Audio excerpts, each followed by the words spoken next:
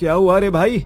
अरे यार, लगता है कुछ फंस गया है नीचे, देखता हूँ। रणवीर और उसका साथी महेश दोनों उत्तर भारत के एक ट्रांसपोर्ट कंपनी के लिए ट्रक चलाते थे। लंबी दूरी की रात की ड्यूटी उनका रोज का काम था। उस रात भी वो एक पुराने जंगल वाले रास्ते से गुजर रहे थे जो हरियाणा और राजस्थान की सीमा को जोड़ता था। समय था रात के लगभग 2:30। चारों ओर घना जंगल और बीच में पतली टूटी फूटी सड़क। ट्रक के हेडलाइट्स के अलावा कहीं कोई रोशनी नहीं थी। रणवीर गाड़ी चला रहा था और महेश बगल वाली सीट पर ऊँघ रहा था। अबे, ये कौन सा रास्ता पकड़ लिया है तूने? ये तो बड़ा सुनसान है। अरे ये शॉर्टकट है, जल्दी पहुंच जाएंगे। डर मत, जंगल है, भूत नहीं। लेकिन शायद रणवीर को नहीं पता था कि इस जंगल में सिर्फ पेड़ नहीं रहते थे। अचानक ट्रक से एक अजीब सी घड़घड़ाहट की आवाज हुई और इंजन बंद हो गया। ट्रक वहीं रास्ते के बीचों बीच रुक गया। लो, कर लो बात, अभी सर्विस करवाई थी, ये क्या हो गया? रणवीर नीचे उतरा और बोनट खोलने लगा। महेश भी साथ उतरा, लेकिन उसका ध्यान अचानक दाहिनी ओर खिंचा। सड़क के किनारे झाड़ियों के बीच एक सफेद कपड़ों में लिपटी कोई औरत झुकी हुई बैठी थी। उसके बाल खुले थे और चेहरा ढका हुआ था। भाई भाई, ऊपर आजा जल्दी। क्या हुआ अब? रणवीर भाई, वहां कोई बैठा है। औरत है शायद, सफेद कपड़ों में, मगर हिल भी नहीं रही है। देख, देखना।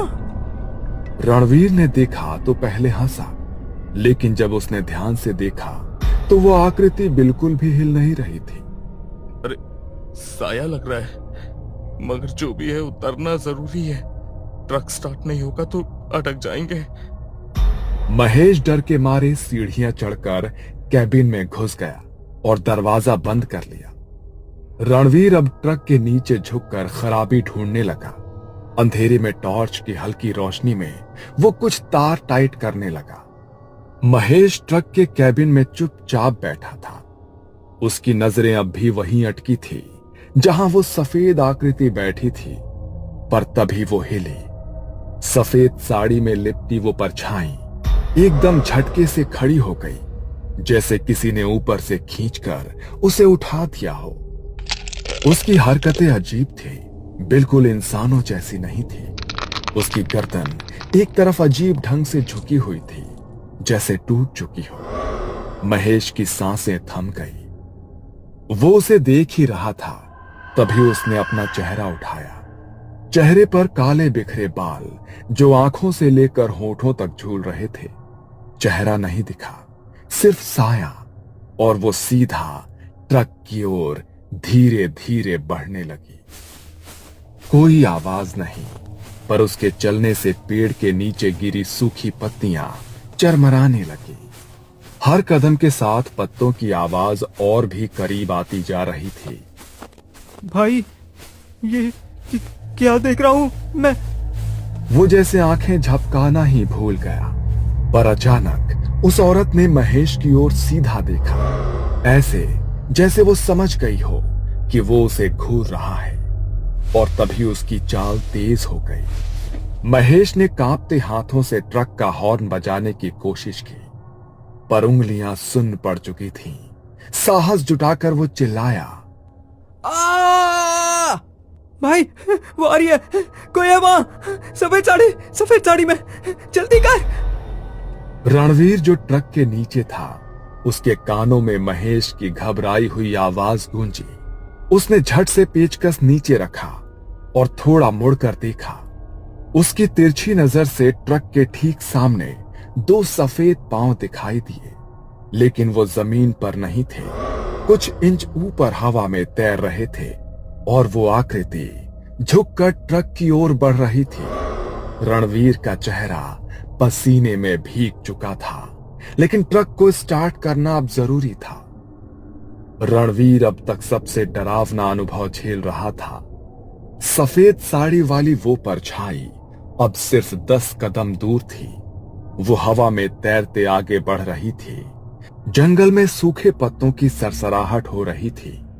रणवीर ने कांपते हाथों से इंजन का आखिरी बोल्ट कस दिया और फौरन ट्रक के नीचे से बाहर निकला।